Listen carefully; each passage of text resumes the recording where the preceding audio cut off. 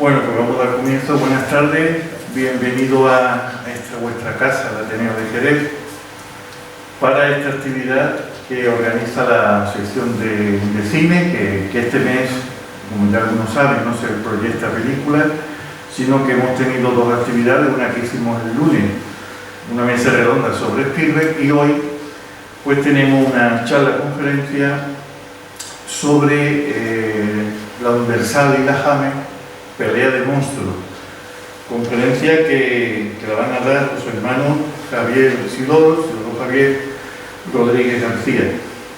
Yo quería comentar que después de hacer la presentación yo voy a bajarme, lógicamente, porque es una conferencia donde hay mucha visualización, vídeo y demás, y la quiero ver bien desde ahí. Después subiré para moderar las preguntas. Todas las preguntas que tengáis, lo que queráis, pues lo hacemos al final de la charla, ¿verdad? Bueno, yo me siento hoy muy contento porque para mí es un placer presentar tanto a Isidoro como a Javier por muchos motivos. El primer motivo, yo antes que a ellos conocí a sus padres porque, bueno, vivimos muy cerca, prácticamente somos vecinos. Estoy hablando de hace ya, no lo sé, pero por lo menos 9 años, 10 años. Y claro, normalmente pues tomamos café en el mismo sitio, en el mismo bar. Y de esa amistad que surgió, pues lógicamente pues me hablaron de sus hijos, tanto de ellos dos, a los cuales yo no conocía. Entonces solamente sabía que son arquitectos y que estaban en Madrid y tal, y poco más, ¿no? ¿Cuál fue mi sorpresa? Cuando, bueno, yo ya lo llegué a conocer personalmente, pero no sabía lo más importante para mí, que son grandísimas personas, que saben muchísimo, y sobre todo la sorpresa que me dio cuando nuestro compañero Adrián Otero, que hoy no está aquí, a través de la librería suya del Laberinto, pues trajo a Eduardo Torres Dulce a hacer una presentación de un libro. Y ahí me lo encontré. Yo ya lo conocía, pero claro, mi sorpresa fue cuando empezamos a hablar de cine, pues claro, resulta que me di cuenta de que saben muchísimo y que era un gustazo, ¿verdad?, hablar con ellos. A partir de ahí pues se ha creado una amistad más que cinéfila, ¿verdad?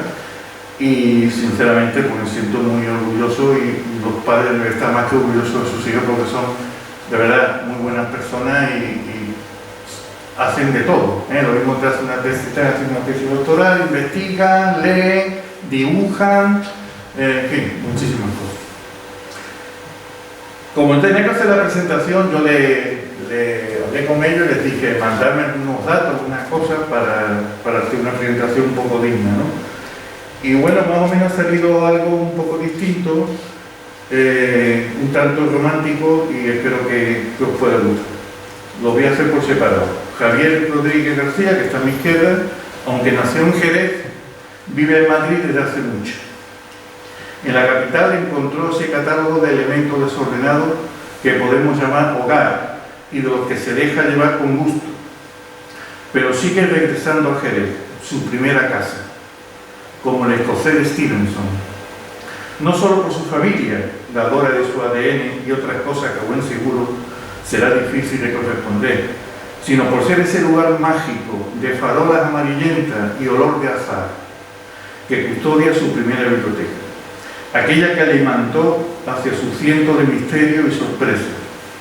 Coincide con la idea borgiana de que el paraíso es una biblioteca, aunque le pone un pero y añade que al rival de una sala de cine lo mejora. Lo que custodia en esas dos estancias le ha hecho feliz, le ha hecho curioso y en buena manera el resto de lo que es. Recuerda estar en el salón de su casa, sentado aún en el carrito, y ve a Superman con sus amarillos, rojos, azules, alzando el vuelo por un callejón. En ese momento decidió, a diferencia de sus amigos, y en una complicidad fraternal que llega hasta hoy, que lo que molaba no era ser Superman, sino Richard Donner, quien lo hizo posible con una cámara. A partir de ese momento comprendió que el cine es una forma de vida y que respira aire, porque no puede respirar celuloide.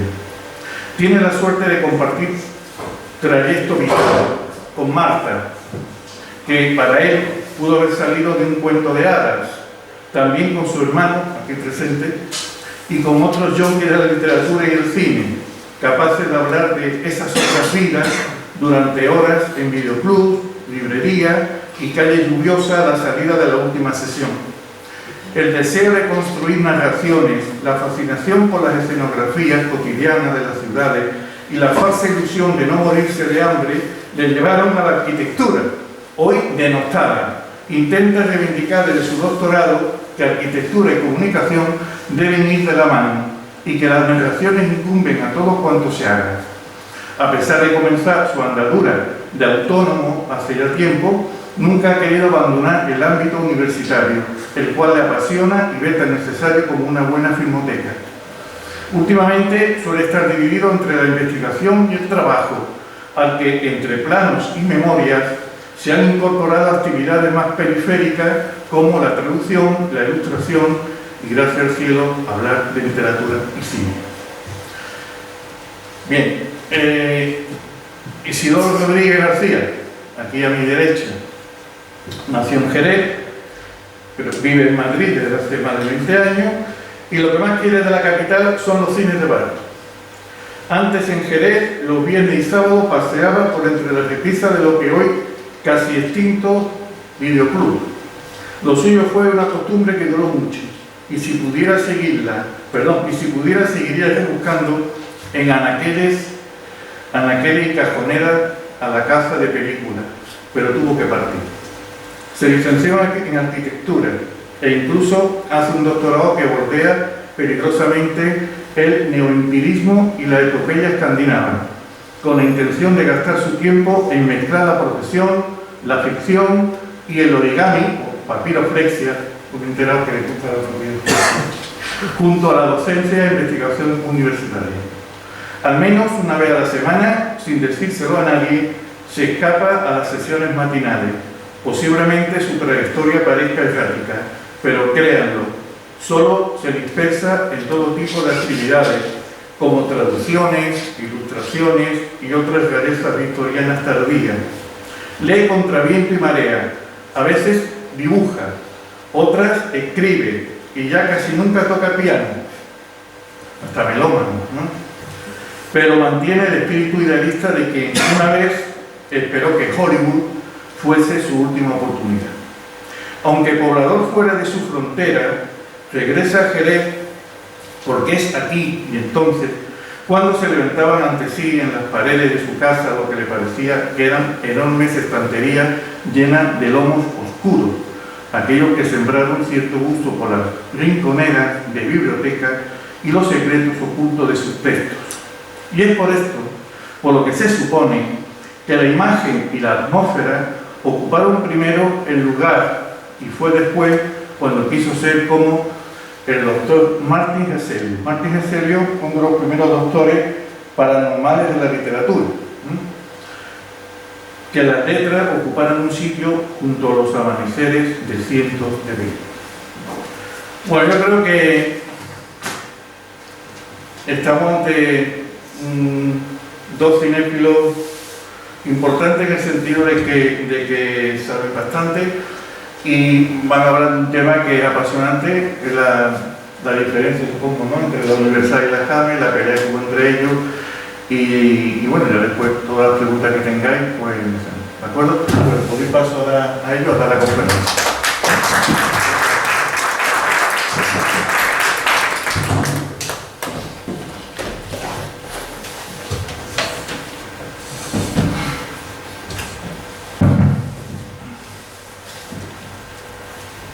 Bueno, buenas tardes a todos. Me gustaría empezar esta charla diciendo que, bueno, cuando se nos dijo que podíamos dar dar esta sesión sobre los monstruos, pues nos dimos cuenta de que íbamos a trabajar mucho sobre la memoria. No la memoria mía o la memoria de Isidoro, sino la memoria colectiva, porque siempre que decíamos que íbamos a dar una charla de monstruos nos decían de Frankenstein.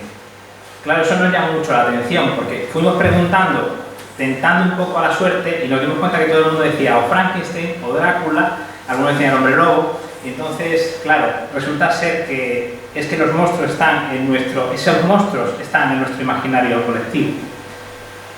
Da igual que digáis, o sea, que veáis este pequeño diagrama donde se ve una gota de sangre, un colmillo y ajo. Esos elementos siempre tendrán como connotado el conde Drácula.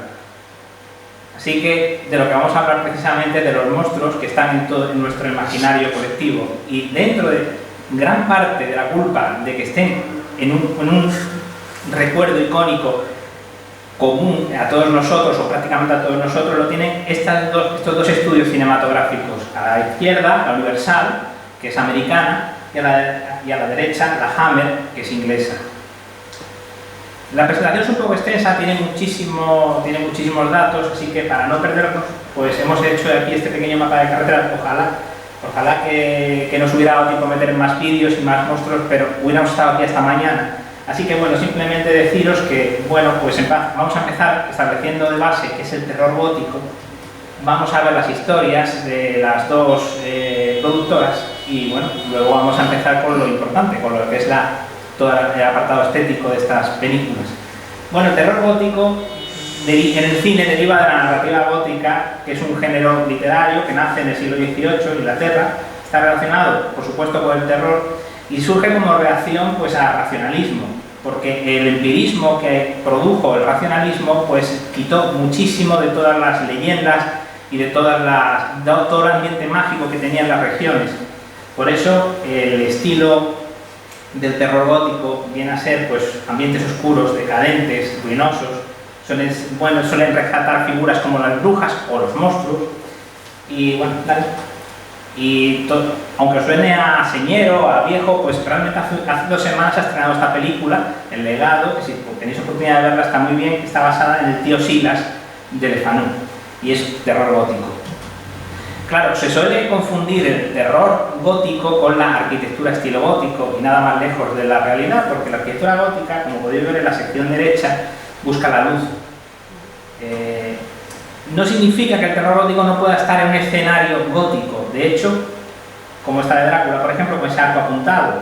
De hecho, si tenemos que ser sinceros, incluso más que cuando estaba Quasimodo en Nuestra Señora de París, Notre Dame ha sido una catedral gótica de terror, que ha vivido un capítulo de terror gótico que es cuando se quemó. El terror gótico no busca la luz, normalmente lo que busca es la oscuridad, se hace fuerte en la penumbra. Aquí veis un grabado moderno de un relato gótico y aquí veis un grabado de Frankenstein, es un grabado victoriano, Frankenstein o el moderno Prometeo, ¿vale? Que da la esencia, pero tampoco hace falta que sean antiguos. Por ejemplo, este escenario para el Drácula de Bram Stoker es una representación de un artista moderno. Quien mejor quizá lo ha definido, lo que es el terror gótico, pues fue la propia Mary Shelley. James Whale, un director de cine de la Universal que ahora veremos, le dio estas líneas al principio de la novela de Frankenstein.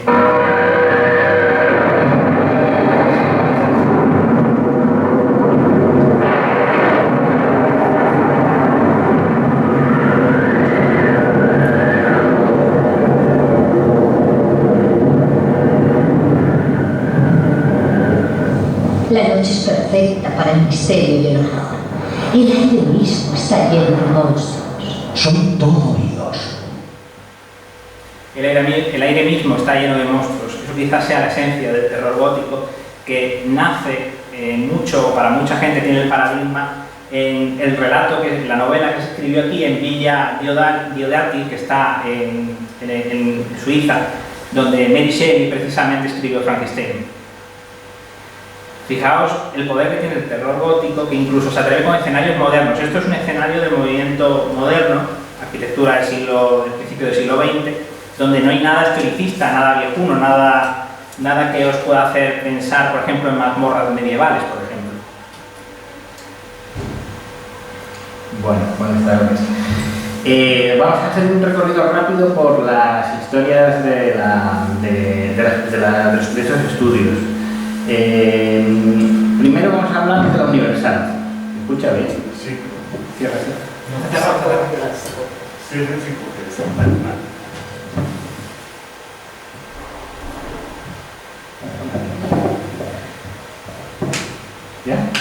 Vale. Pues decir, bueno, aquí veis la evolución del logo de la Universal. La Universal es una Major. ¿Qué es una Major? Pues una Major quiere decir que es la más grande, ¿no? Es un estudio americano y por lo tanto, aunque tenga sede en Estados Unidos, trabaja a nivel global.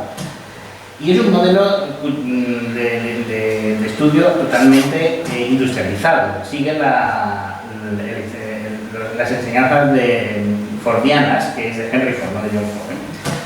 Y se basa en 3 principios: los estudios, los géneros y las estrellas.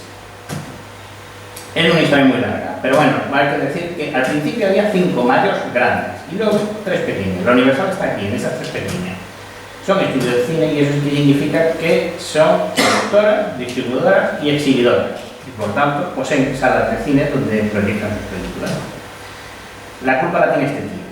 Edison, que fue el que inventó el cine en Estados Unidos, estableció los tracks, que eran unos auténticos matones. Y entonces había que pagarle a esa gente, a los del tracks, había que pagarle católicamente cada vez que se hacía una película, todos los meses.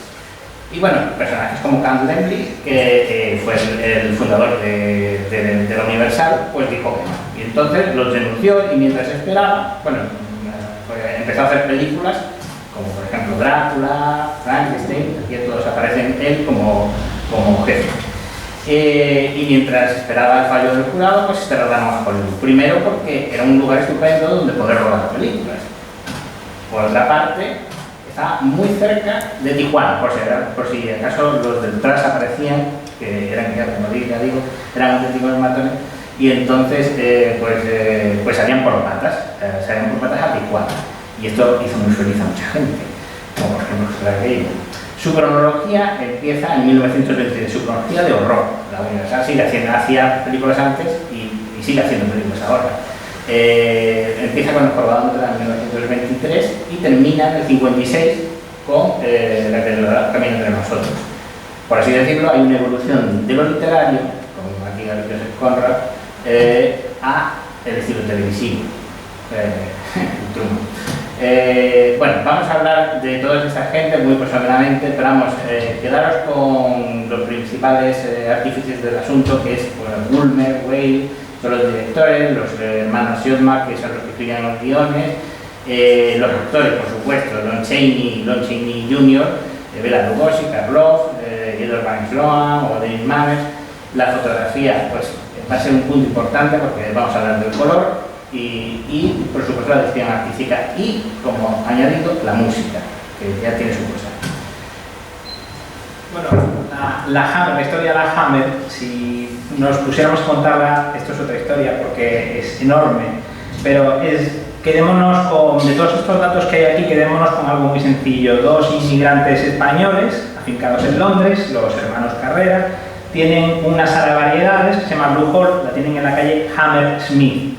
Y bueno, les va muy bien, pero corriendo se meten en otros negocios, como por ejemplo un dentrífico, y prácticamente quedan en ruinas. Por otro lado, estos señores, cuando se encuentran con esas dificultades, da la casualidad de que se pueden llegar a asociar con William Hines. William Hines es todo lo contrario. William Hines es un hombre acomodado, es familia de joyeros, la fortuna le sonríe, y es aficionado a la actuación cómica además. William Hines, como actuaba en la calle Hammersmith junto a un amigo suyo que se llamaba Smith, ¿vale?, pues decidió cambiarse el nombre a William o Bill Hammer. De la unión monta una distribuidora que se llama La Exclusive, la que distribuye las películas, y aparte hace una productora que es la Hammer. La primera película de la Hammer tiene un corte, digamos, cómico, porque es como una burla a la vida privada de Enrique VIII, que era un director muy importante que se llamaba Alexander Korda, y esta primera película de la Hammer se llama La vida pública de Enrique IX. Pero empieza a hacer cine y rápidamente empieza a hacer muchos géneros, entre los que destaca rápidamente en 1935 pues una película de terror, El barco fantasma, de la que incluso han importado a Bela Lugosi, que es uno de estos famosos monstruos de la Universal, pues lo ha importado para que la protagonice. Bueno, hay una crisis gordísima en el mercado cinematográfico inglés y la Hammer pues quiebra. Encima empieza la guerra. Pero la Exclusive, la distribuidora, pues sobrevive. Al sobrevivir, pues bueno, los hijos de los Carreras, de uno de los Carreras y de William Hines, Anthony Hines, que lo tenéis ahí, pues deciden, después de volver de la guerra, pues con el dinero de la Exclusive, pues intentan volver a montar la Hammer y se aprovechan de una ayuda que da el Parlamento británico para hacer cine patrio, cine inglés, que destaca alguna característica de lo british, que pagan 20.000 libras por película y se hartan a hacer películas y pueden resurgir. Y resurgen con tanta fuerza que se quedan con estos 3 números de la Wardour Street. Y hoy en día, si vais por Londres, si vais a esa calle, que es una calle muy cinematográfica, veréis el cartel de Hammer House, que está justo ahí abajo, en la... No sé si se ve, no se ve, pero bueno, está aquí abajo. Ahí abajo pone Hammer House. Vale. Bueno, pues empiezan a hacer películas, siguen sin hacer todavía terror, pero ya están haciendo thrillers, y los thrillers que están haciendo tienen ya cierto carácter goticista, ya tienen algo de ese elemento un poco sobrenatural. Una de las más importantes es en 1950, que es Run to Let, que es un thriller que habla en clave de Jack el Destripador, aquel monstruo real de Londres, ¿no? Y se dan cuenta de una cosa, están rodando en platós, pero se dan cuenta que es que los platós son muy caros y que a orillas del Támesis hay villas muy hermosas, historicistas, y se dan cuenta que pueden comprarlas. Pueden alquilar, primero alquilan una y luego se dan cuenta que pueden comprar. Esto es fundamental luego para su factura, para la factura Hammer. Bueno, pues incluso empiezan a expandirse a Hollywood por unas amistades que tienen y ya aquí empezamos a ver elementos muy curiosos, como por ejemplo que esta película Four-Sided Triangle es una película con Barbara Payton, que es una actriz que lamentablemente llevó muy mala vida y murió muy joven, pues que ya está muy inspirada en el Dr. Frankenstein. La dirige, es una de las primeras colaboraciones que tiene Terence Fisher, uno de los mejores directores, no solo de la Hammer, sino de la historia del cine. La cronología de la etapa de horror de la Hammer empieza en 1957 y termina en 1974. En 1957, por enmarcar un poco, se ha muerto pues Oliver Hardy, de Gordy el Flaco. Y para que veamos el contexto en el que termina la etapa de monstruos de la Hammer, con esa película que se llama Kung Fu contra los 7 vampiros de oro, pues Richard Nixon acaba de dimitir como presidente. Pero las bases del terror de la Hammer realmente se encuentran en la ciencia ficción unos añitos antes. En 1955 hacen adaptan al cine una película que yo recomiendo muchísimo, que es de una serie de la BBC que se llamaba Dr. Quatermass. Claro, el creador de la serie no estaba nada de acuerdo con lo que estaba haciendo la Hammer y sobre todo no estaba de acuerdo con meter a un actor americano, que es el que metieron para hacer la protagonista, pero como ellos siempre han buscado un poco la polémica o el morbo, pues lo que hacen es cambiarle el nombre y le ponen una X, Experiment. La X es del criterio de clasificación para adultos. A partir de ahora, una plétora de directores, de guionistas y de todos los tipos de desempeños cinematográficos, pues van a hacer el estilo Hammer. Sobre todo hay que fijarse, vamos a hablar muchísimo del color de la Hammer. La Hammer se distingue por su hermosísimo color, obra muchas veces de Jack Asher, y sobre todo también la dirección artística, que es de Bernard Robinson en su mayoría. Bueno, los tiempos llegan a los 70, en los 70 hay cambios estructurales muy importantes, entonces la Hammer intenta adaptarse a los tiempos. Hay tales salidas de tiesto como esta, que es una película que parece 007, pero con Drácula en vez del Doctor No, y esto provoca la ira, por ejemplo, de uno de sus actores insignia, que es Christopher Lee, que es el Drácula de la Hammer, que deja de hacer películas con ellos. Y bueno, pues entra otro tipo de cinematografía como Stanley Kubrick. Y el BFI, el British Film Institute, pues empieza también a ayudar o a apoyar a cine minoritario, cine de autor. Y claro, todo esto hace que sus últimos cantos de cine sean precisamente Kung Fu contra los 7 vampiros de oro y Dr. Jekyll y su hermana Hyde, películas fantásticas, pero ya se nota algo que está a punto de morir. Y entonces, en un intento desesperado, hacen este remake de una película de Hitchcock que, aunque tenga al mejor actor de la historia, que es Elijah Wood, pues resulta ser pues que es un fracaso y tienen que cerrar. Bueno, vamos a ver, centrándonos en los monstruos.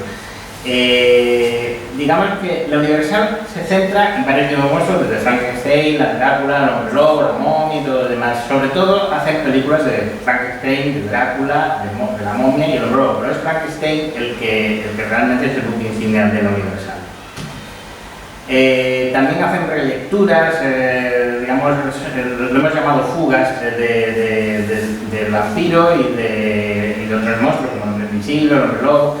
Y hacen, por supuesto, los crossovers, eso que está ahora tan de moda con la Marvel haciendo esa unión de ese encuentro entre superhéroes y demás, pues ya lo hicieron esto pero con monstruos. Por ejemplo, Frankenstein conoce al Hombre Lobo, la Cine de los Monstruos, que es una película maravillosa, llena de monstruos, y los cómics, los Costello conocen al Hombre Invisible, a la momia, etc. La Hammer tiene una producción mucho más centrada, mucho más específica sobre los monstruos. Sobre todo Frankenstein, Drácula. Y el buque insignia de la Universal, de la Hammer, perdón, es Drácula. Y no solamente eso, sino que desarrollan y hacen un montón de revisiones del vampiro, como El beso del vampiro o El Capitán Cronor, que es una tirada que no ves. Y por supuesto no solamente adaptan a Bram Stoker, sino que adaptan a Carmilla de Lefanu, en la famosa trilogía Carsten. Y esto se debe ¿por qué? Eso es porque el vampiro, Drácula concretamente, Drácula es el arquetipo del vampiro. O sea, tiene tal potencia Drácula que, bueno, pues es capaz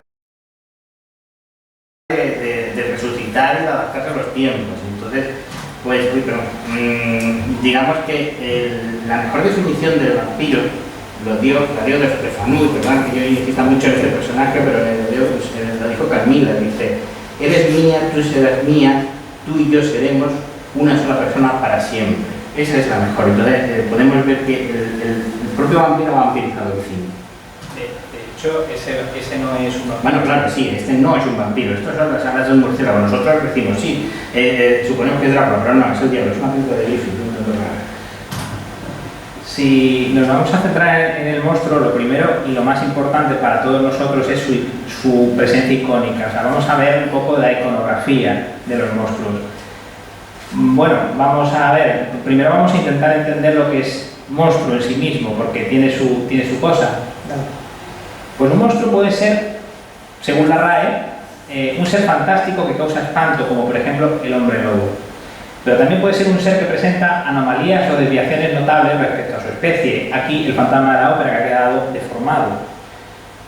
O también puede ser una persona muy cruel y perversa. Aquí el doctor Frankenstein de la Hammer, que aquí habría que hacer una apreciación, mientras el doctor Frankenstein de la Universal es un médico que está totalmente atormentado por su creación, por esa aberración que ha hecho. Aquí donde lo veis, este señor, que es el doctor Frankenstein, interpretado por Peter Cushing, pues es un total psicópata. En palabras coloquiales de un amigo, es un cabrón con toda la cuerda dada. Sobre todo son mitos. ¿Qué significa que son mitos? Pues la esencia del mito es que pueden ser contados de miles de formas que siempre van a permanecer. Todas sus variantes van a hablar de lo mismo. Claro, lo primero que hacen estas casas, las dos además, esto lo hace la Universal y lo hace la Hammer, lo primero que haces es tirar de referencias para diseñar los monstruos, tirar de referencias de ilustraciones clásicas que dan bastante miedo y son bastante ilustrativas. Y si hay que darle las gracias a alguien de cómo han salido los monstruos, incluso hasta nuestros días, es a este hombre. Este hombre se llama Lon Chaney Sr. Este señor se maquillaba a sí mismo, no dejaba que un diseñador de vestuario le hiciera nada. Él se llevaba su set de maquillaje y de prótesis y llegó a hacer tanto trabajo que le llamaron el hombre de las 1000 caras. Además no le importaba no salir su cara porque tenía tal nivel de... Él todo el arte lo hacía para el impacto de la audiencia. Entonces no le importaba que sus facciones no se vieran bien. Un equivalente moderno podría ser este actor que se llama Tom Hardy, ¿vale? Que trabaja mucho con Nolan, y podría ser... pero es que además daba igual lo terrorífico que fuera el aspecto. Él conseguía plasmar, ¿vale? de muchísima humanidad. En este momento que la azotan a Quasimodo, la verdad es que si veis la película vais a descubrir un actor enorme que con toda esa metralla en la cara, todas esas prótesis, es capaz de producir una emoción en nosotros, de conmovernos. Lo hacía contra su propia entereza física, porque se puso una joroba de 7 kilos o de 8 en la espalda para de escayola. ¿Vale? Luego vinieron pues otros, los famosos, los que todos conocemos, Bela Lugosi como el Drácula de Universal, Boris Karloff, el más famoso quizá, que es el Frankenstein, y el hijo de Lon Chaney Sr., Lon Chaney Jr., que era el Hombre Lobo. Por otro lado, la Hammer también tiene sus monstruos.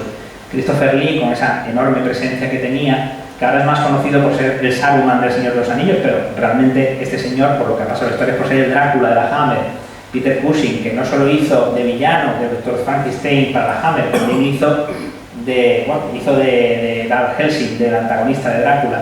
Y bueno, hemos puesto a Oliver Reed, que es una pena porque que solo hicieran una película de Hombre Lobo, que Oliver Reed lo interpretaba, porque la verdad es que es un actor enorme. Era tan difícil el maquillaje o las prótesis que se ponían, eran tan costosas de poner y de quitar, que bueno, dieron lugar a estas, en los sets de rodajes, en los descansos daban lugar a estas imágenes tan divertidas, en el que incluso pues Janeway le enciende un cigarro a Frankenstein. Bueno, vamos a presentarle los rostros que lleva sin duda. El primero y el buque insignia de la Universal fue Frankenstein. Frankenstein tiene una apariencia concretamente pregnante, que es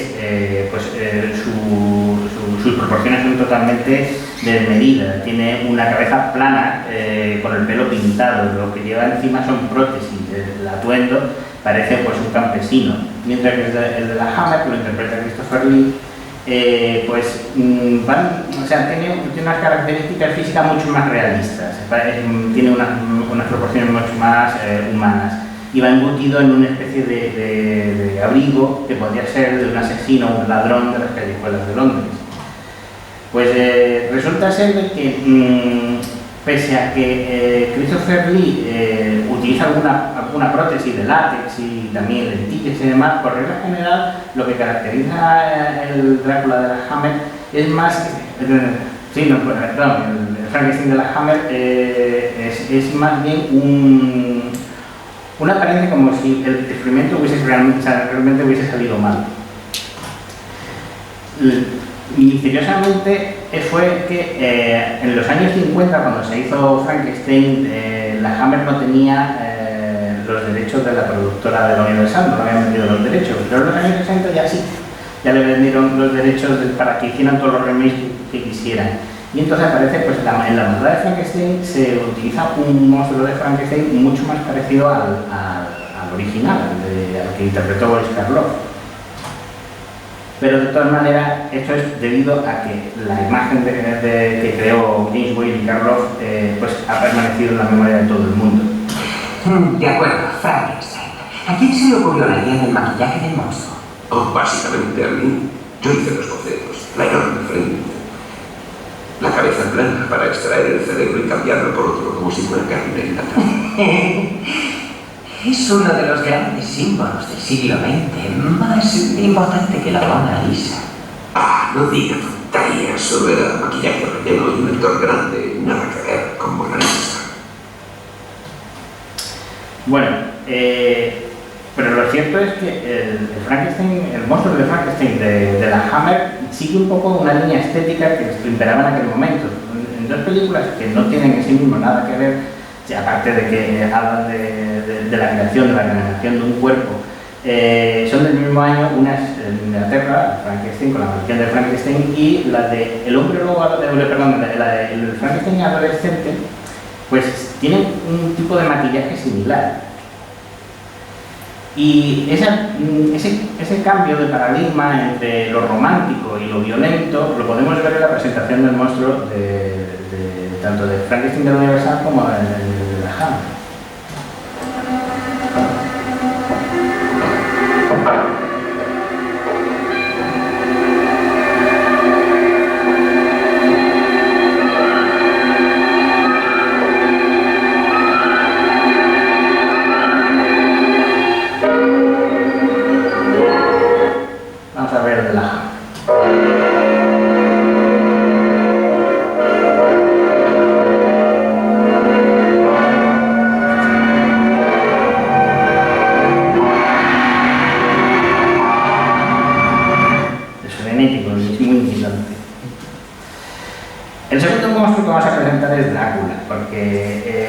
bastante distinto. Aquí lo interpreta, en la Universal lo interpreta pues, Bela Lugosi, y Bela Lugosi venía de interpretar a ese Drácula en los escenarios de Londres. Y entonces, pues todo lo que él había hecho en el teatro, pues lo lleva a la pantalla. Y confía mucho más en sus gestos y en su atuendo, con esa capa tan mítica, y el peinado con gomina hacia detrás. Y también confiaba mucho en la iluminación de los ojos, porque una de las características del vampiro es que te hipnotiza. Antes de cazarte, pues es como la cobra esta. Sin embargo, el de la Hammer, que es Christopher Lee, sí que recurre, o sea, no recurre a prótesis, pero sí recurre a mucho maquillaje, los ojos inyectados en sangre, por supuesto la prótesis de los dientes. Pero mantiene un poco la estética de Lugosi, con la capa y todo eso. No obstante, yo creo, y Javier está de acuerdo conmigo, que Christopher Lee ha mitificado mucho más a Drácula que Bela Lugosi. Y podemos ver una película que se estrenó este año, Renfield, que aunque tiene algo de los dos, del Drácula de Lugosi como el Drácula de Christopher Lee, se parece más al de Christopher Lee. El tercer monstruo pues, es el que nos cae a todos más simpático, porque el pobre está muy bonito. O sea, es el hombre lobo. Y tenemos dos casos. El caso del hombre lobo de la Universal, que en el fondo cae la maldición por intentar ligar con una chica, pues se mete donde no debe y al final vemos un lobo y maldito quedó. Y sin embargo, el de la Hammer, que fue la única película de hombres lobos que hemos dicho, resulta ser de que nace maldito, ¿vale? Pero nos vamos a centrar sobre todo en la transformación del hombre lobo, cómo lo hace, porque la Hammer utiliza una transformación un tanto, digamos, pobre, porque el implemento del maquillaje para la transformación del hombre lobo lo hace cortando planos, o sea, cambia de plano y ya el hombre lobo se ha transformado. Sin embargo, hay que romper una lanza por el lado de la Universal, porque aunque fue muy criticada porque dijeron que se parecía más a un jabalí que a un lobo y todas esas cosas, la verdad es que está muy conseguida y es bastante revolucionaria en la técnica, que es una técnica de adicción y es un encadenado a base de adicciones de maquillaje. Aquí lo vamos a ver.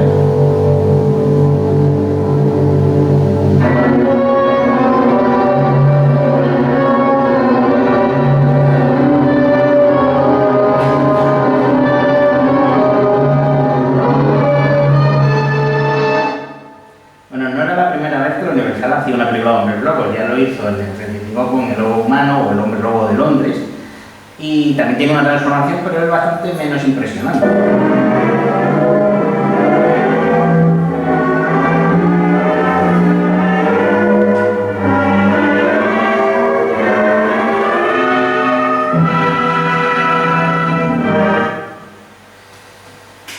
Es una lástima que la Hammer solamente hiciera una película, porque la Universal ha rescatado en el 2010 y ha hecho un remake de su hombre lobo, que fue tachada por la crítica, fue denostada y demás, pero la verdad es que voy a decir que el personaje que compone Anthony Hopkins como Sir John Talbot es de los más viles y uno de los mandados más trascendentales del cine, o debería serlo. El siguiente monstruo pues es la momia, y aquí también nos vamos a centrar en el maquillaje. Son monstruos un tanto repugnantes. Vamos a ver, el de la Universal es un monstruo que digamos que lo condenaron, lo enterraron vivo y demás y se quedó seco, completamente seco. Sin embargo, el de la Universal no, el de la Universal es más violento, siguiendo la estela de la violencia. La momia de la Hammer es bastante, es como si estuviese podrida, o sea, son telas que parece como que huele mal. Aquí podemos ver la comparativa entre Karlovsky, que haciendo de momia está seca como un palo, sin embargo, Christopher Lee está un poco jugoso. Bueno, vamos a pasar un momento también. Los monstruos serían tales monstruos si no tuvieran una escenografía. En el caso de estos dos estudios, tanto la Universal como la Hammer, el plató el decorado es fundamental, pero rápidamente encontramos una diferencia brutal. La Universal, productora yankee, trabaja en plató. La Hammer, ya lo hemos dicho antes en su historia, descubre que es más económico trabajar en casas históricas. ¿Vale? Os presento los platós de la Universal. Se construyeron en 1915 y siguen estando a día de hoy vigentes y en pleno rendimiento.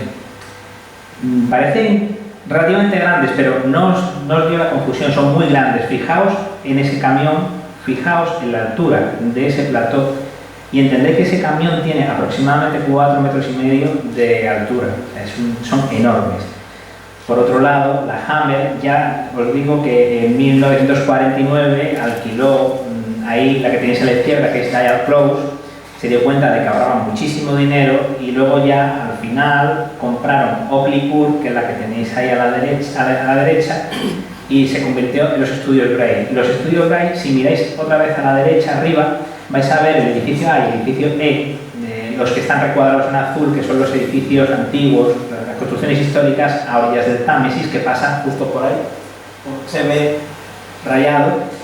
Y el resto son construcciones que hicieron ellos mucho más modestas, pero sobre todo rodaban en las casas históricas. Un ejemplo, dos películas distintas. Una es Drácula y la otra es La venganza de Frankenstein. Misma biblioteca, mismos libros, misma puerta, lo único que cambian es que la mesa le han dado la vuelta. Lo único que ha cambiado.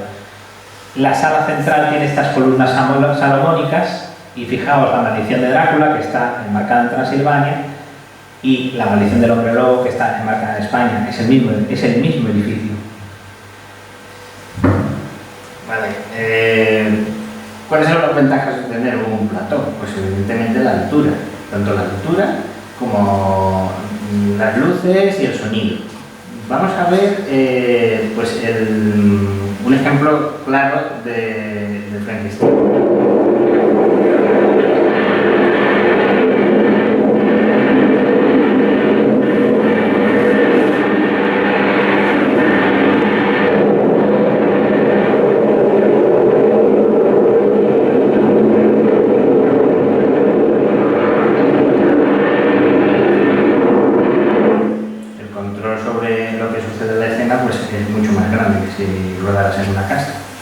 También la horizontalidad. Tengo que hablar contigo. El traveling. ¿Qué pasa? Es muy significativo. ¿Podéis dejarnos un momento? Sí, claro. ¿Qué pasa? Pues cuando rodas en una casa, pues tienes el escenario ya hecho, por así decirlo, pero luego la altura es un problema. Así que lo que se recurren pues, es a trampantojos, los matte painting, que para toda esta parte que está rayada está dibujada.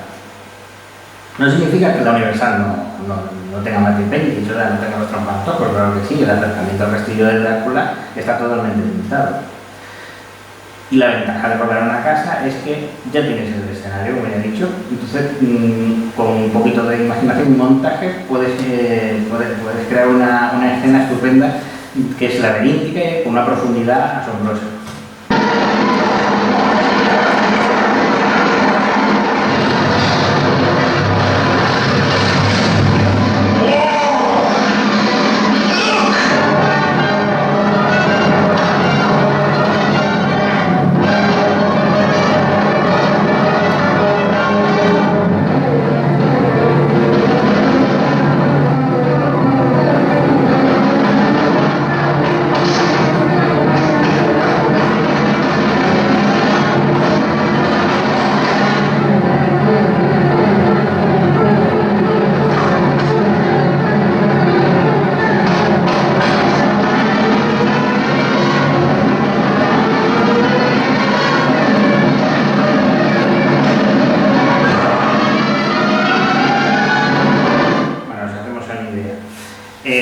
No es que no haya profundidad en los escenarios creados por la Universal, pero lo que importa sobre todo está en primer plano.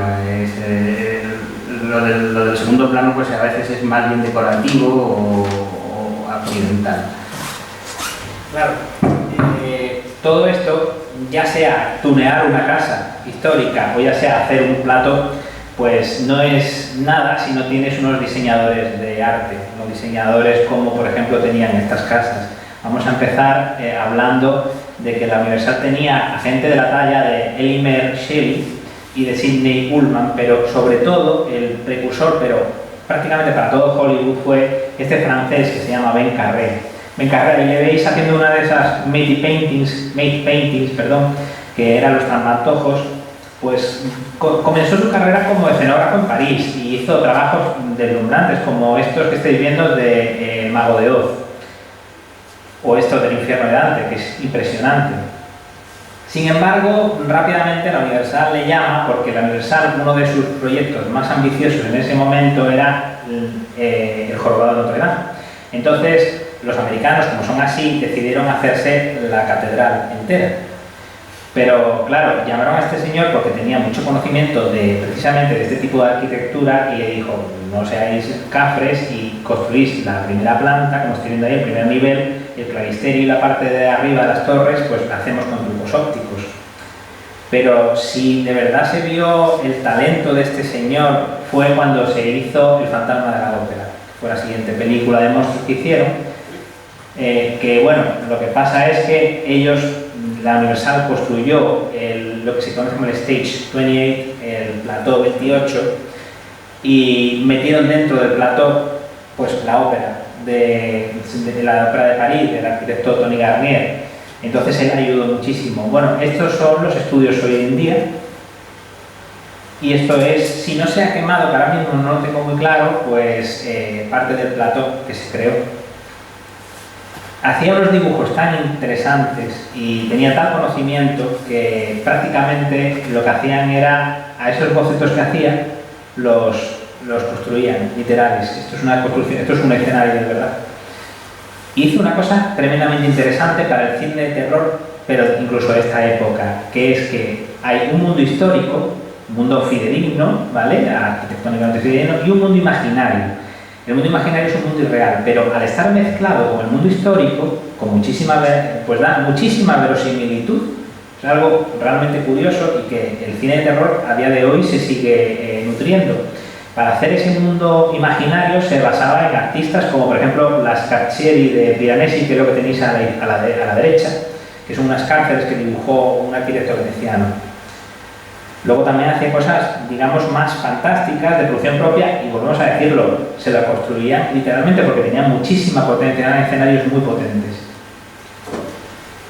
Bueno, la Hammer tenía a Bernard Robinson, que era también un artista, pero que tenía un abanico más amplio. Por ejemplo, podía hacer estos decorados para la ciencia ficción y también esto del terror gótico. En realidad, como tenían la casa, lo que hacía Bernard Robinson era crear un escenario encima de esa casa, como si tunearan las casas. Y también hacía los storyboards, que la Hammer pues, prácticamente llevaba de forma literal. Aquí vemos a Ingrid Pitt un poco descocada, y luego pues más storyboards. Es una lástima que no podamos hablar de más de Ingrid Pitt y de las Hammerettes como eso, pero bueno, ya quedamos para otra.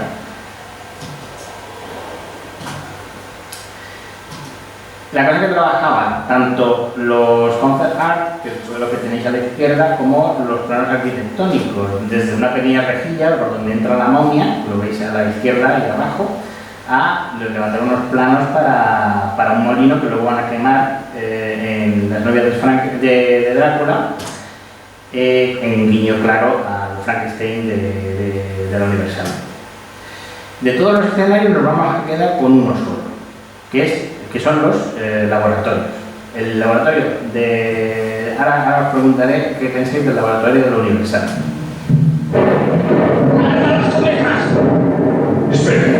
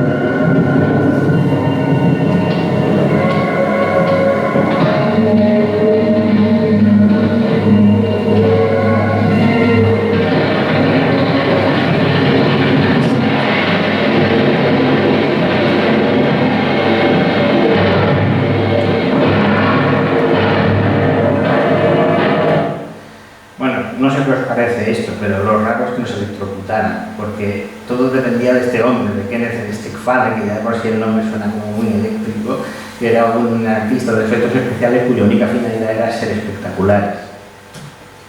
Sin embargo, el laboratorio de la Hammer es químico, o sea, está basado en la química y en la biología.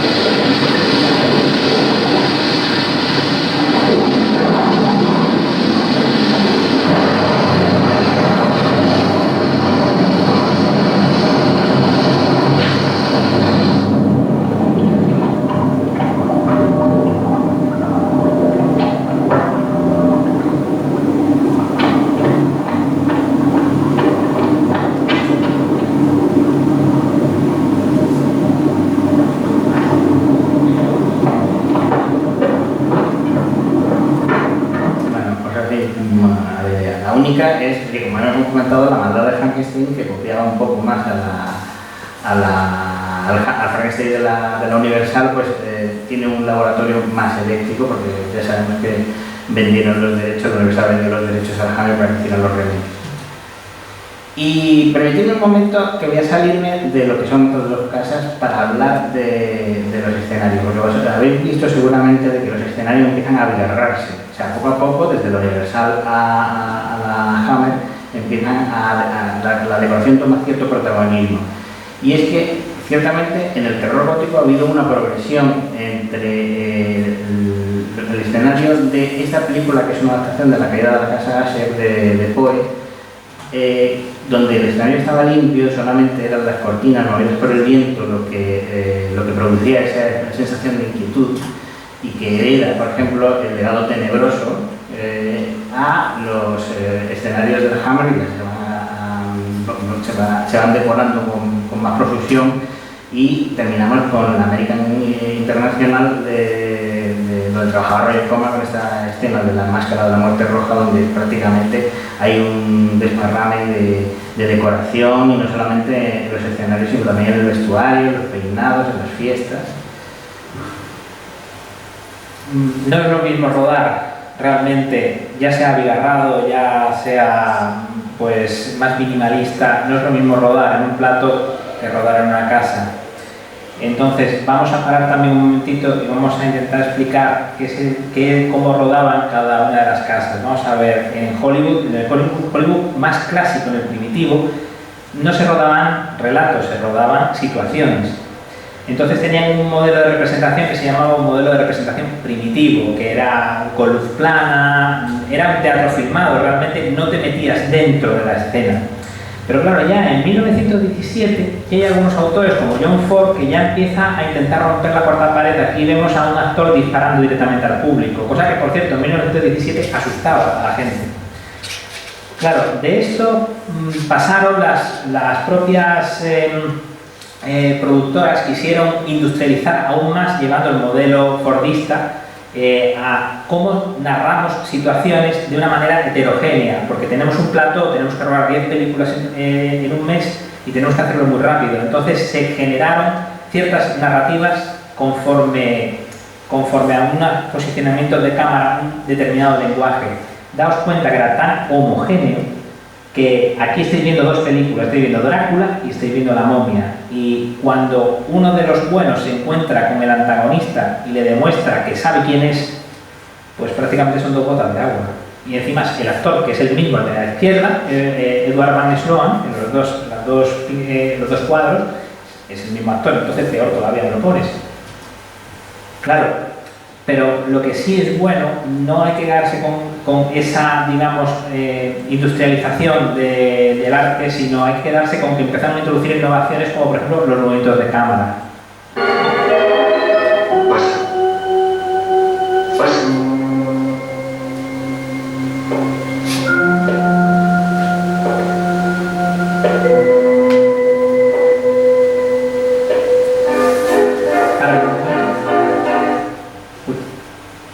Y bueno, no se ha podido apreciar, pero hay tres puntos, nos meten dentro de la escena porque hay tres niveles de profundidad, ¿vale? Hay una persona intermedia que vais a ver hacia mitad de la escena, vais a ver al monstruo con el doctor al fondo y nosotros somos el primer plano de profundidad. Bueno, no se ha visto, luego si queréis lo pongo, ¿vale? Pero bueno, no pasa nada. Lo que pasa es que como todo en esta vida hay excepciones y al modelo de representación institucional, cuando se importan directores europeos, como pasó en el caso de James Whale, que es un inglés afincado en Estados Unidos, pues claro, se empieza a enriquecer el asunto porque él importa de Europa ciertas trazas expresionistas, como vamos a ver en la presentación de los monstruos.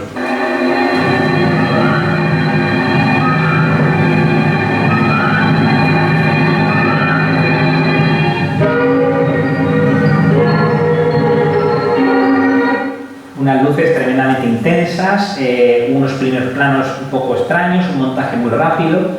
Claro, esto marcó tendencia.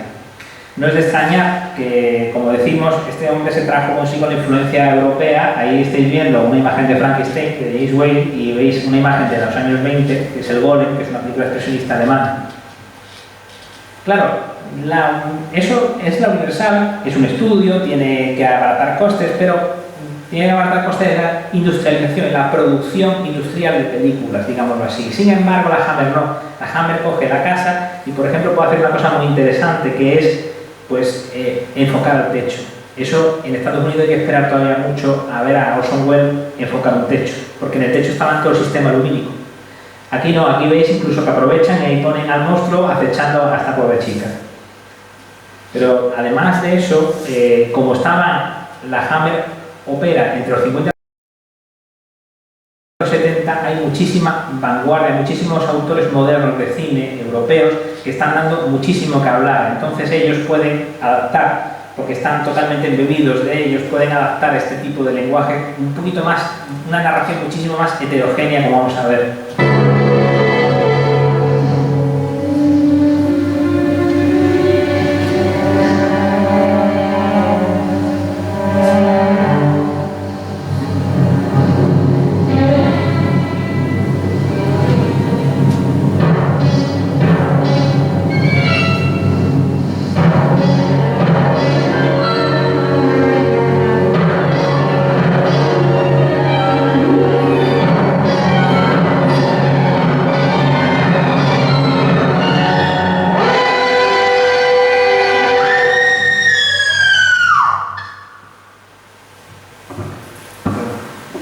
Vemos que Coppola ha cogido algo prestado de esta escena para la terrible escena del jardín en su Drácula.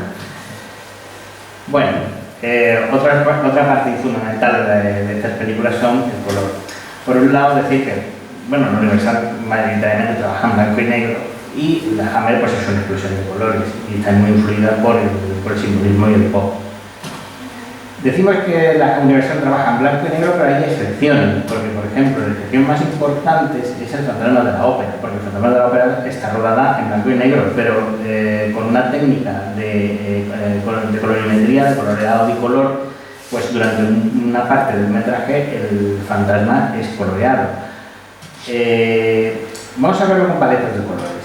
Miren, esta parte está coloreada, pero aún predomina mucho el gris. Y sin embargo, cuando aparece el fantasma, el rojo resalta mucho, haciendo todavía más aterrador ese disfraz que lleva. Otros ejemplos, por ejemplo, son El legado tenebroso, que esta película directamente estaba tintada, o sea, no está rodada en blanco y negro, sino que cada escena está rodada en un color.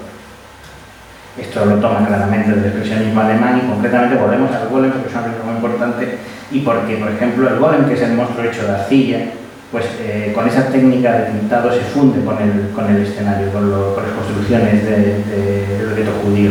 O también para esas ceremonias esotéricas creando atmósferas. Es una técnica de mímesis.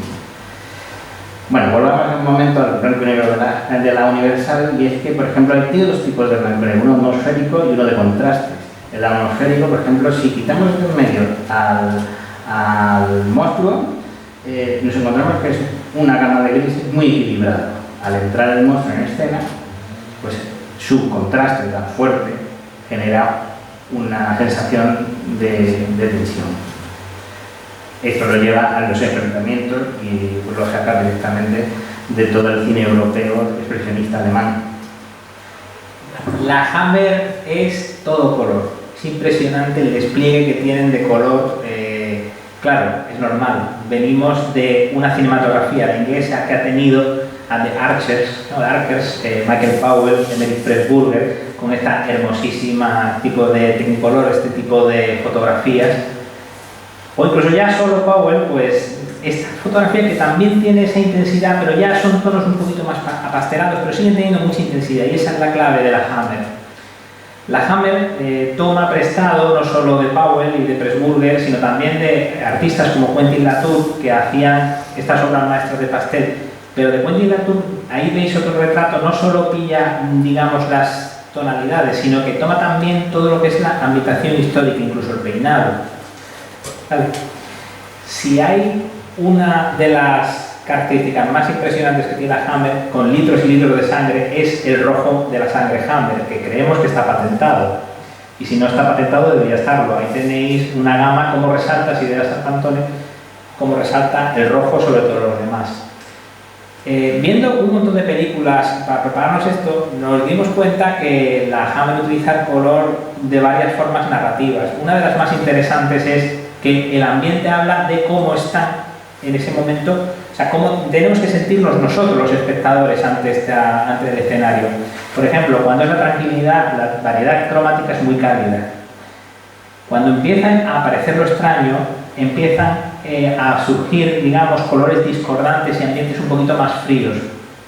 Ahí vemos que sobre todo ese rojo está ahí un poco como que no sabemos muy bien de qué va el asunto. Y ya cuando se va aproximando más al clímax de lo extraño, del terror, ya los colores, esos colores que han aparecido tímidamente, ya empiezan a dominar la escena. Y es que cuando la Hammer va a pasar algo malo, como por ejemplo que el hombre luego se va a transformar aunque no quiera, el color que hay a la derecha, ese color raro, naranja, chillón que hay, ya nos está diciendo que algo malo se aproxima. O cuando una persona encuentra a un amigo metido dentro de un arcón, no sé si se aprecia, ahí se ve la mano, pues ya es que directamente estamos casi en un ambiente fantástico, ¿no? Pues esos verdes, esos azules tan extraños. Otra cosa que también tiene es directamente de los personajes, ¿no? que nos dice cómo se sienten los personajes. Mirad este Drácula que está enfadado y tiene el fondo rojo. Esto ya lo ha utilizado gente como por ejemplo Ingmar Bergman en Grito y Susurros, por ejemplo, para hablar de cómo se sienten los personajes, ¿vale? En esta habitación roja. Es impresionante esta película. La mejor forma que tenemos de explicarlo es con este plano contra plano que existe en la película, que es Drácula está enfadado, hay un fondo rojo, ¿vale? Y su discípula, su amante, que se iba a comer a su presa, está totalmente petrificada, y ese ambiente azul, ese azul gélido que hay, que si veis la película en cine lo vais a ver con muchísima más intensidad.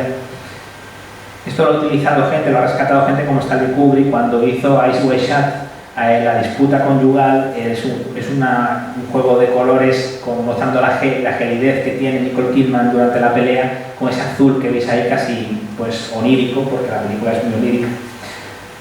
Y hay directores directamente que han hecho auténticas maravillas como esta era de Freddie Francis, o sí, ¿no? O de Roy Warbaker, que prácticamente llega a niveles de pictoricismo similares a un Goya tardío. Fijaos en esas atmósferas conseguidas los colores.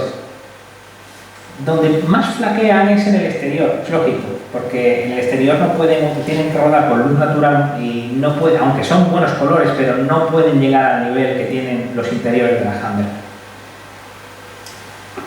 En Frankenstein pasa más o menos lo mismo, lo que pasa es que el vestuario empieza a cobrar cierto carácter psicológico. Si vemos, las paletas de colores empiezan a ser disonantes, suelen producir como un efecto extraño dentro de cada una de las luchas dialécticas entre los discípulos y el Dr. Frankenstein. Y cuando hay deseos, por ejemplo, si nos fijamos en la parte de arriba a la izquierda, vemos a un deforme que está añorando o desea el cuerpo de la criatura que está construyendo Frankenstein. Cuando va a ocurrir algo raro, los colores se tornan extremadamente raros, extremadamente eléctricos. Y cuando va a pasar algo malo, y cuando ha pasado, entonces los colores son prácticamente de otro mundo. Esto lo coge, por ejemplo, el giallo italiano para por ejemplo, este Suspiria de Dario Argento, esto lo lleva casi más al extremo. Bueno, esta es mi parte favorita, así que la música de estas películas es esencial. Y también hay que decir que la Universal, al estar industrializada, pues posiblemente sea por eso de que industrializa también la música. Mientras que la Hammer no, la Hammer utiliza un apoyo de la música como apoyo narrativo. Vamos a ver la Universal como una escena que forzosamente debería llevar música, sin embargo está totalmente ausente, que es el encuentro de Renfield con Drácula. Esto parece una partitura de John Cage.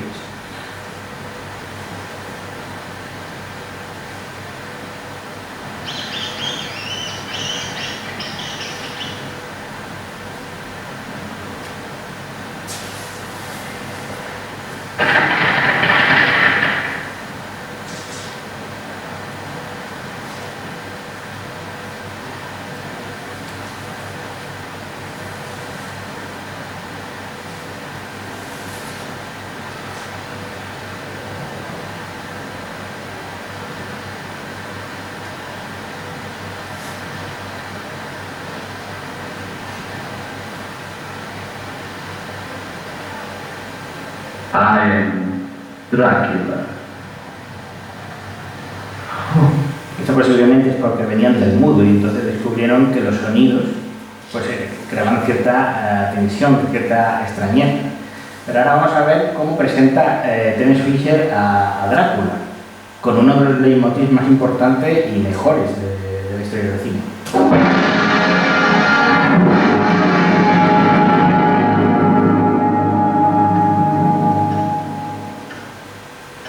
Mr. Harker, I'm glad that you arrived safely. Para que la Universal tomara en serio la música, tiene que llegar James Whale con La novia de Frankenstein y este señor, Frank Waxman, que hace una partitura narrativa. Vamos a verla. No vamos a poder verla. No, vaya, bueno, luego la pongo. Vaya por Dios. Para a ver, un momento. Qué faena. Lo siento. Bueno, pues nada, lo siento, queréis sin oírla, mejor dicho. En la Hammer, pues James Bernard es el que realmente cambia el paradigma de la música, pero lo cambia no solamente para la Hammer, sino también lo cambia para el cine, porque sus composiciones son puramente narrativas, aparte introduce un millón de sonidos estridentes, bastante complicados de digerir en un principio y por eso tuvo un rechazo al principio. Vamos a escuchar la que es posiblemente lo mejor que ha compuesto. Voy a intentar ir estableciendo como los elementos que vais a ir oyendo, pero bueno, no sé si me va a oír.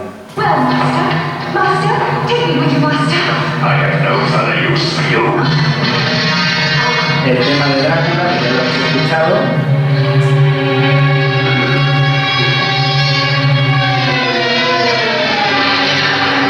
Elementos diegéticos que aparecen en la escena.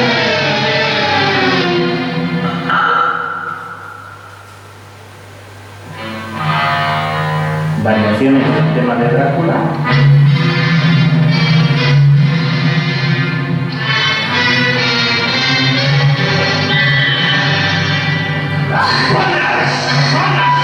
La flauta del órgano.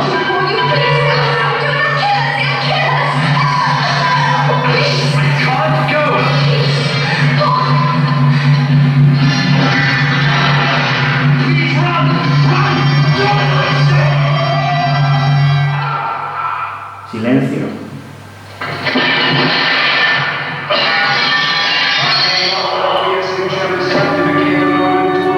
Superposición.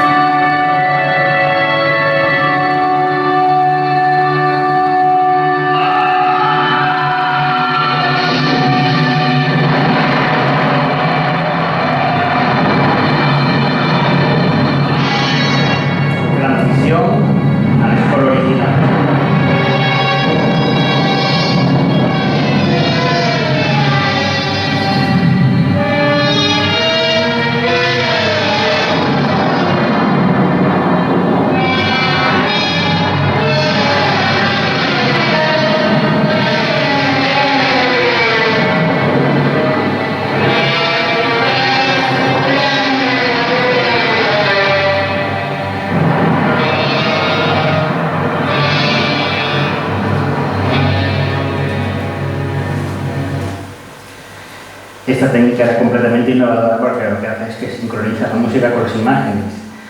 Y tal y como hace esto, también puede componer una partitura para piano dentro del estilo de Franz Liszt, donde sofistica esa capacidad que tiene el vampiro de hipnotizar a sus víctimas. Una composición muy aparte. Claro. ¿Alguna composición del mismo? ¿Qué estilo?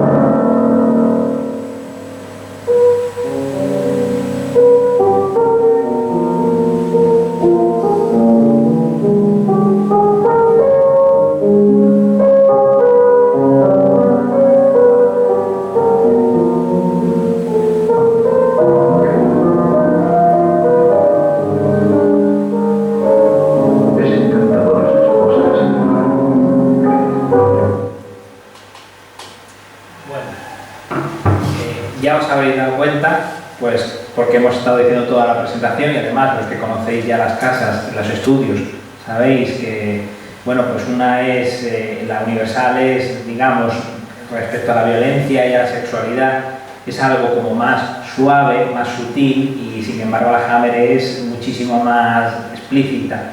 Esto no se debe, realmente en el caso de la Universal no se debe a una imposición a la ligera, sino que los años donde hace la película de monstruos, entre el 23 y el 56, Hollywood está inmerso en una cosa que se llama el Código Hays. El Código Hays es un código de censura que se autoimponen los estudios. Se lo autoimponen para que el gobierno no meta mano a la producción cinematográfica. Entonces, claro, ellos tienen que buscarse triquiñuelas para sugerir más que mostrar. ¿Vale? Sin embargo, pues muchísima más suerte tiene la Hammer. La Hammer hace cine de monstruos entre el 57 y el 74. Y en Londres eso tenía que ser una gloria, porque claro, tenemos el pop, tenemos el flower power, tenemos las swinging 60s londinenses, que venían a ser un movimiento hedonista derivado del hipismo. Y era muy interesante porque era un clima de libertad tremenda. Luego ya vendría Thatcher y vendría la censura, pero a ellos no les pilló. Podemos decir, básicamente, que la Universal es como la Venus del espejo, o sea, como Velázquez, y la Hammer es como la maja desnuda de Goya. Esto no significa que la Universal fuera unos mojigatos, se buscaban muchísimas triquiñuelas para intentar insinuar cosas. Por ejemplo, esta, El doble crimen de la calle Morgue, que es una película también considerada de monstruos, en la que, bueno, este es Bela Lugosi, que se hacen auténticas escenas que están subidas de tono, pero siempre respetan el límite. Sin embargo, la Hammer no. La Hammer puede enseñar sangre y puede enseñar carne, y lo hace con muchísimo descaro, incluso llenándole reverencia, como veis ahí, con esa cruz entre los senos de esa chica. Lo mejor que podemos hacer, ya estamos pues terminando esta parte, es enseñaros una serie de elementos, de piezas que siempre pasan en las películas de terror. Por ejemplo, la muerte de un monstruo. Vamos a ver cómo lo hace la Universal.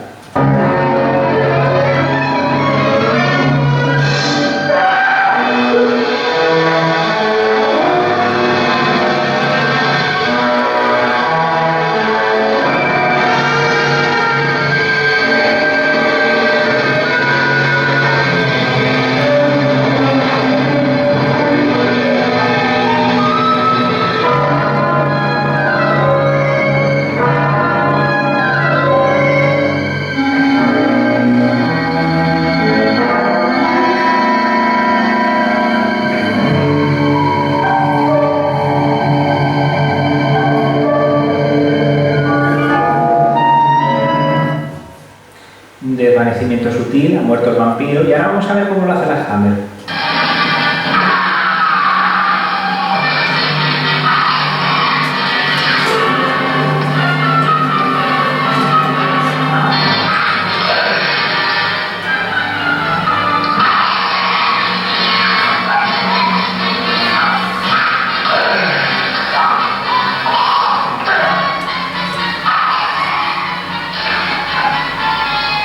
Pater Noster, qui es in celis, sanctificetur nomen tuum, adveniat regnum tuum, nomen nostrum, quotidianum, et dimitti nobis nostris, et ne nos sic liberatos per mano. Con sangre por los ojos. Vale, cuando un monstruo muere, si quieres seguir ingresando dinero con ese monstruo tienes que resucitarlo. Vamos a ver cómo resucita la Universal a Drácula.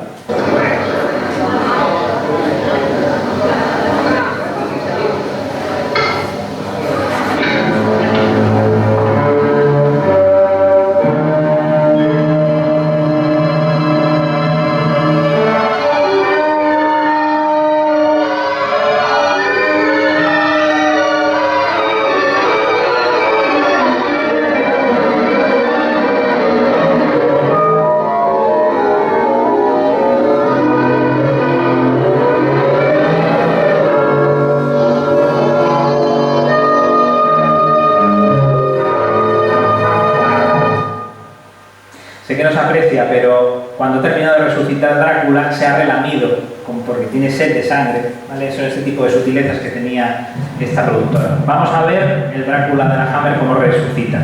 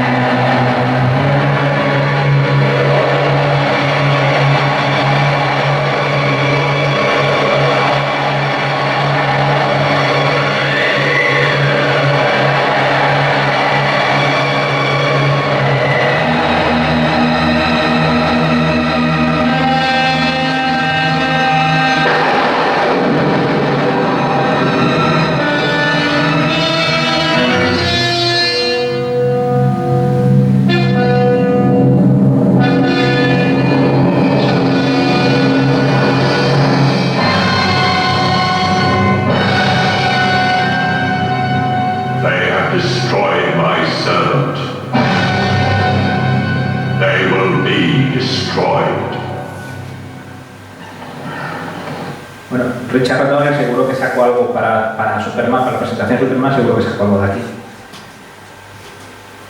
La violencia de la Hammer siempre es una violencia muy plástica, es decir, es una violencia que no es del todo desagradable, pero es estética.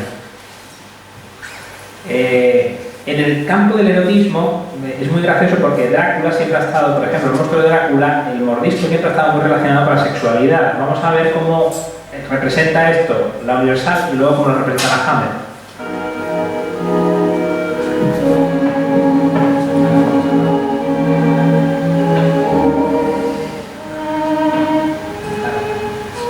I'm ready now.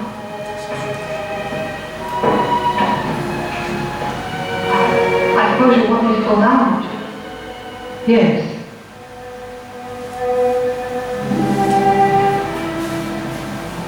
Fix your wine and warm you. Stand by the fire for a moment. You mustn't catch cold.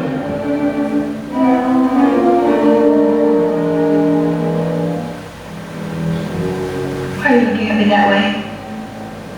When I do? Yes, you'll be very well indeed. Do you like jewels, Lily? This is very old and very beautiful. I'll show it to you.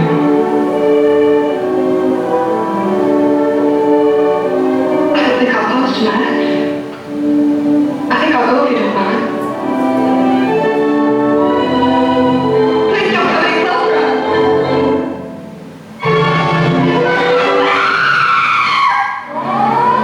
Es una escena muy interesante interesante porque en 1936 sugerir una escena lésbica pues era algo bastante difícil en América.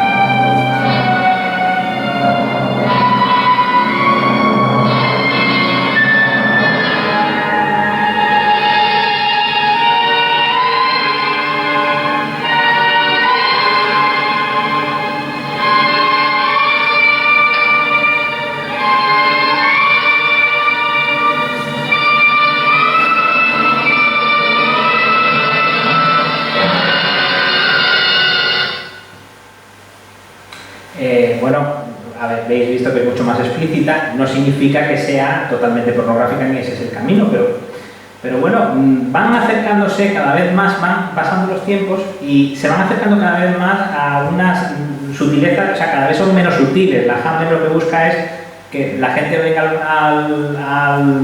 al cine y pues ofrece mucha violencia y también empieza a ofrecer el sexo, lo empieza a ofrecer de una manera como más explícita, ¿vale?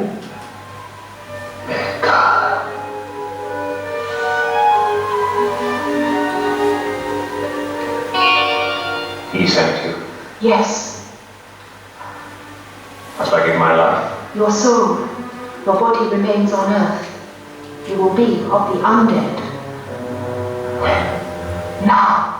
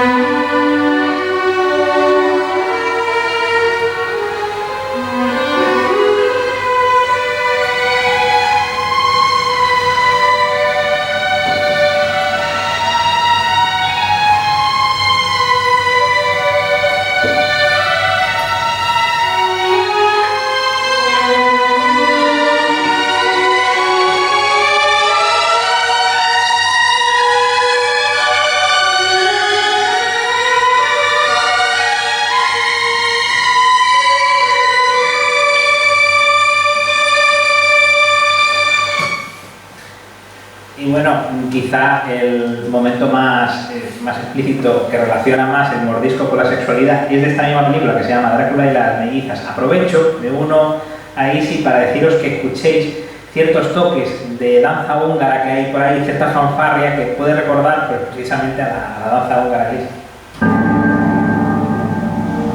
You are very beautiful. For you, all pleasure should be supreme. And one supreme pleasure is to take a human life. For our pleasures, we must pay. Will you pay?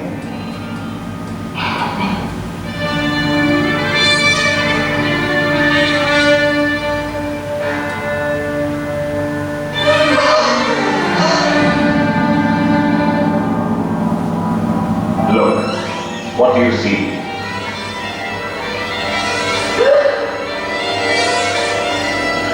We are the undead, immortal. No man can harm us unless he bores a stake through our hearts or beheads us. No one is protected from us unless they hold the hated cross. I can savor the most extreme of Satan's delights. I can feed on the blood of a human victim. No. Not me. It is a test.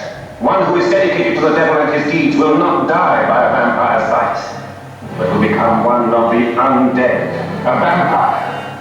The good and the innocent die.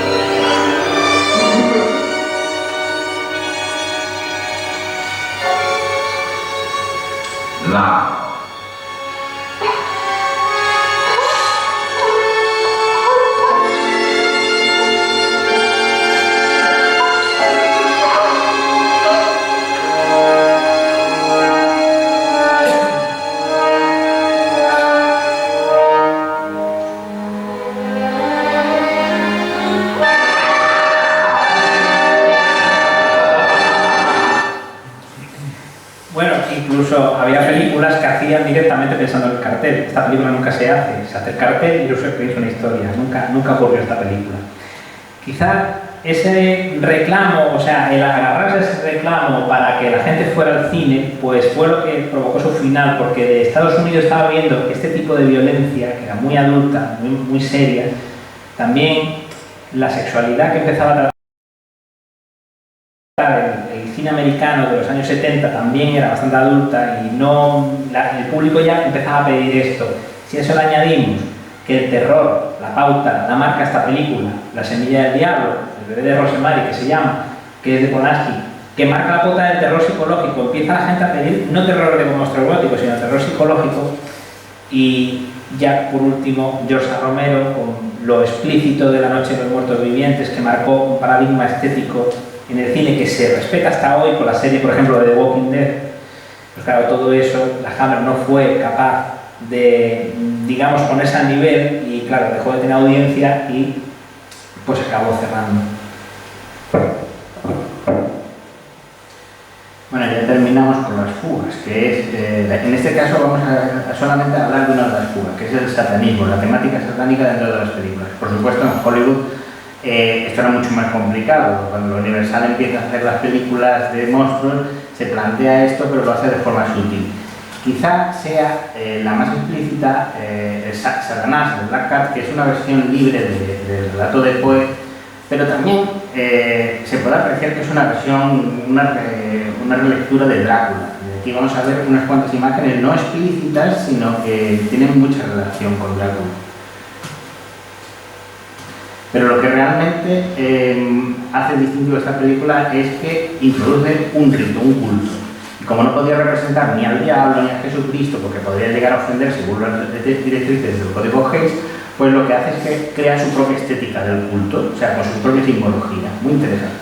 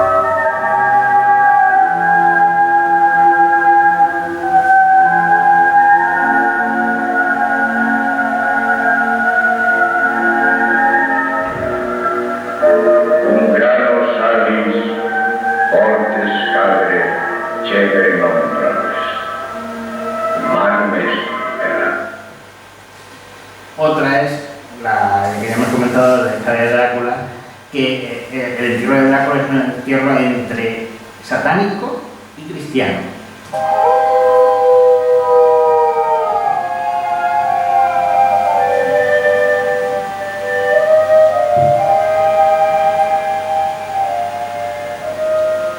Unto Adonai and Israel, and to the keeping of the laws of the flame of law pits, I consign this body to be forevermore consumed in this purging fire. Let all baleful spirits that threaten the souls of men be banished by the sprinkling of this salt.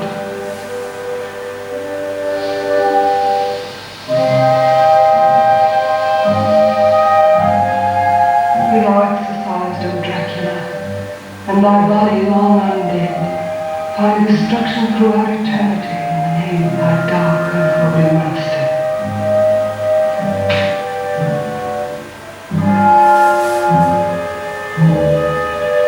In the name of the All-Holiest, and through this cross, be the evil spirit cast out until the end of time.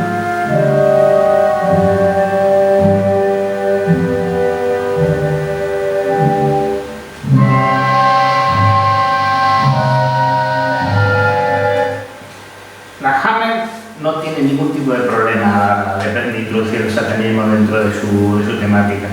Y prácticamente en todas estas películas, de una forma u otra, Drácula es una extensión del demonio. Y luego, por ejemplo, está raras avis como Capitán Cronos, donde los vampiros chupan la sangre, pero en realidad lo que hacen es que sorben el alma, porque roban la juventud. Pero si hay una película de la Hammer que realmente tiene como temática el satanismo y lo trata de una forma directa y clara, es La novia del diablo, que se estrena el mismo año que La semilla del diablo, y tiene algún que otro paralelismo, pero La novia del diablo, la película de la Hammer, representa al diablo no con parcialismo, sino de una forma totalmente digamos, sin complejos, y lo convierte en un monstruo. Y con esto lo hemos terminado.